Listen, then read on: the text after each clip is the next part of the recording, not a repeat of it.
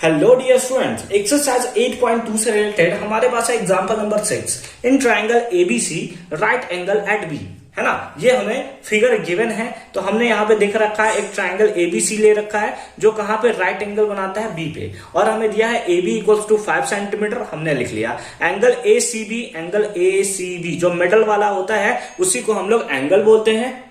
C in figure 8.19 यही हमारा वो फिगर है। डिटरमाइन द लेंथ बीसी, तो हमें बीसी लेंथ डिटरमाइन करना है और एसी लेंथ डिटरमाइन करना है। कुछ नहीं करना भाई, एकदम सिंपल सा क्वेश्चन है। देखो क्या है, हमें कौन सा एंगल दिया है, ये एंगल। आपको पता है इस एंगल के सामने वाले साइड को हम लोग क्या बोलते हैं, परपेंडिकुलर। सबसे जो बड़ा लेंथ वाला साइड होता है उसको हाइपोटेनस बोलते हैं, और ये हमारा क्या होता है, दैट इज बेस।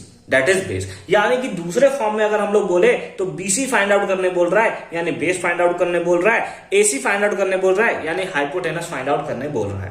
ठीक है, तो हमें कुछ ऐसा रिलेशन दिया होगा जो हमें परपेंडिकुलर दिया है। परपेंडिकुलर और बेस का रिलेशन वाला ट्रिग्नोमेट्रिक रेशियो आपको फाइंड आउट करना है। एंगल तो आपको दिया हुआ है, सम स्पेसिफिक एंगल के लिए वैल्यूज क्या होता है साइड्स का, ये आपने इससे पहले वाला जो वीडियो था, जो इसका इंट्रोडक्शन वीडियो था, उसमें आपने अच्छे तरीके से देख रखा है। आइए सॉल्यूशन करते हैं।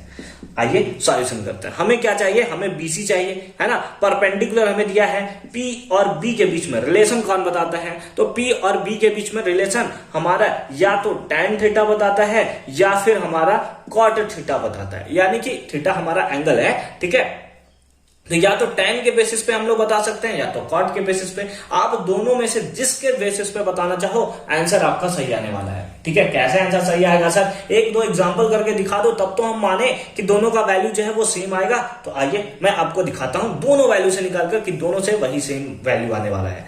ठीक है, तो हम लोग लिख लेते हैं tan theta equals to formula क्या होता है, that is perpendicular by base. ठीक है, बेस। अब tan है तो tan थीटा का वैल्यू कितना है, that is 30 degree equals to perpendicular है कौन, दैट इज ए बी, और बेस है कौन, दैट इज बीसी।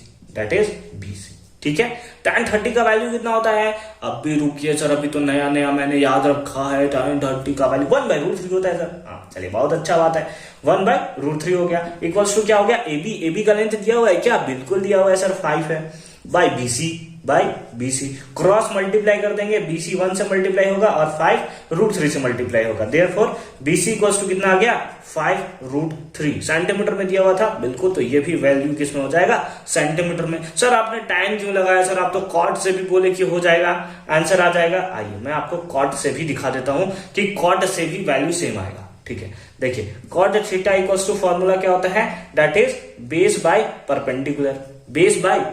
यही ना ट्रिग्नोमेट्रिक रेशियो में आपने पढ़ रखा है। हाँ सर यही पढ़ रखा है। कॉट थीटा का वैल्यू कितना है, एंगल कितना है, दैट इज 30 डिग्री, है ना, इक्वल्स टू बेस कौन सा है, दैट इज बीसी। ठीक है सर, बाय परपेंडिकुलर कितना है, दैट इज 5। ठीक है, अब cot 30 का वैल्यू कितना होता है, cot 30 का वैल्यू सर, रुकिए सर देखने दीजिए सर, थोड़ा √3 होता है सर। ठीक है चलिए, √3 इक्वल्स टू क्या हो गया, BC बाय 5। इसके नीचे बाय 1 ले लेंगे और हम लोग कर देंगे क्रॉस मल्टीप्लाई, तो BC into 1 that is BC equals to 5 into √3, 5√3। तो चाहे आप इससे बनाओ या इससे बनाओ, दोनों से वैल्यू जो है वो हमारा सेम ही आने वाला है।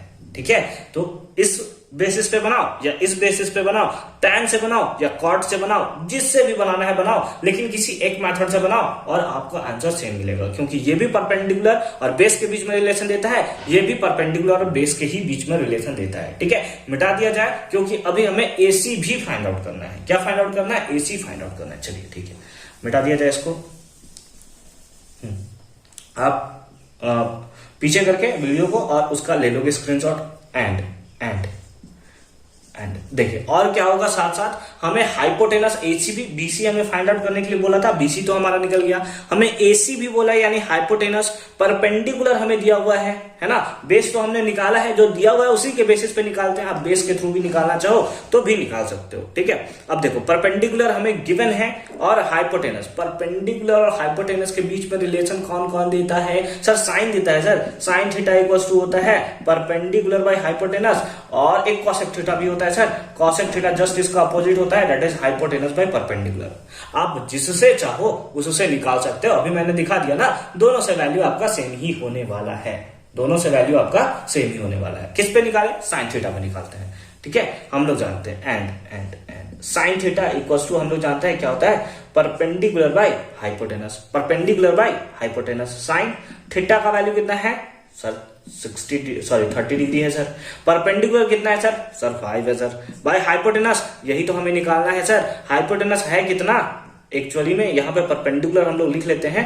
परपेंडिकुलर सबसे पहले हमें दिया हुआ है AB और हाइपोटेनस कितना दिया हुआ है, दैट इज AC साइड ही हमारा हाइपोटेनस है।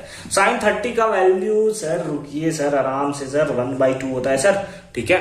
आराम से पूछा करो सर, अभी हमने नया पढ़ रखा है सर, हम उतने अच्छी तरीके से याद नहीं है, देखने दिया करो थोड़ा, ठीक है। देखो साइन 30 का वैल्यू कितना है 1/2, इसको याद कर रहे हैं, एकदम नया तरीका बनाओ, ठीक है। हमें कैसे याद हुआ है, हम तो लगातार इसे पढ़ाते रहते हैं, तो अब हमारे माइंड में चलने लगा है कि ये वैल्यू होता है, ठीक है। तो साइन 30 का वैल्यू 1/2, AB है, AB का वैल्यू कितना है, that is 5 divided by AC ही हमें फाइंड आउट करना है। क्रॉस मल्टीप्लाई कर देंगे AC इंटू 1 और 5 इंटू 2, तो AC इक्वल्स टू आ जाएगा दैट इज 10 सेंटीमीटर, ठीक है। और BC का वैल्यू कितना आया 5√3 सेंटीमीटर, ठीक है। उम्मीद है कि ये कॉन्सेप्ट आपको अच्छे तरीके से समझ में आया होगा कि कैसे हम लोग इसका सॉल्यूशन करते हैं। मिलते हैं आपसे एग्जांपल नंबर 7 के सॉल्यूशन के साथ।